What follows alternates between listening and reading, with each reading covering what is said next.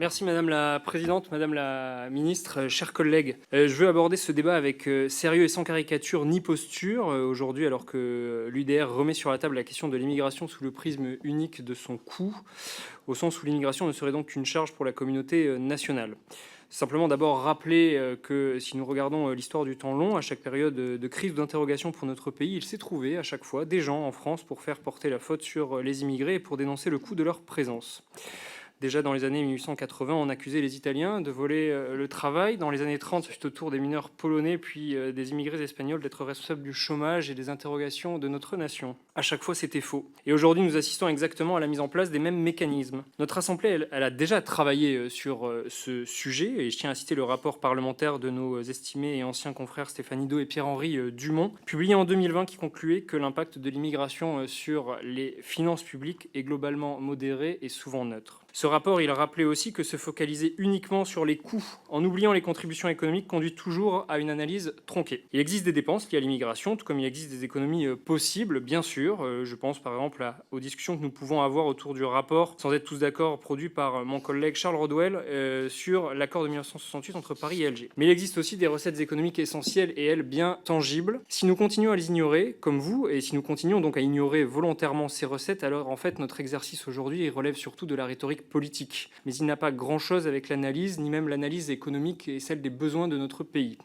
Et j'ajoute que le vrai coût de l'immigration, celui qui menace, je pense, concrètement nos intérêts, ce n'est pas celui que vous décrivez. Le vrai coût, ce serait plutôt de réduire, par exemple, la contribution française au budget européen, comme vous le proposez, car cela reviendrait aussi mécaniquement à affaiblir l'agence Frontex, notre principale force de contrôle des frontières extérieures. Et on ne peut réclamer à longueur de journée des frontières mieux tenues et dans le même temps vouloir couper précisément dans le budget qui finance l'agence qui en a la charge. Enfin, si l'objectif est de maîtriser la dépense publique, il existe des leviers sérieux, comme la réforme de l'AME, qui avait été proposée par Gabriel Attal lorsqu'il était Premier ministre. Aujourd'hui, la France, elle compte près de 500 000 emplois non pourvus. Nos entreprises manquent de bras dans des secteurs déterminants, le bâtiment, sans qui rien ne va, selon l'adage, la santé, la restauration et plus encore l'agriculture, qui traverse une crise silencieuse de main-d'œuvre, en plus des nombreux autres défis à laquelle elle est aujourd'hui confrontée, endettement, manque d'investissement et diminution des marges des exploitants agricoles. Dans le même temps, notre démographie, elle, ralentit fortement avec un solde naturel désormais négatif, plus de décès que de naissances, et cela vient naturellement fragiliser notre population active et donc notre capacité à financer notre modèle social, dont le financement est largement sous-tendu par le système des cotisations. Dans ce contexte, l'immigration n'est donc pas un problème à agiter, c'est, je pense, un levier. L'INSEE, France Stratégie, l'OCDE, la Cour des comptes, autant d'institutions à la méthodologie scientifique, soulignent que l'immigration maîtrisée contribue donc à la croissance en augmentant production,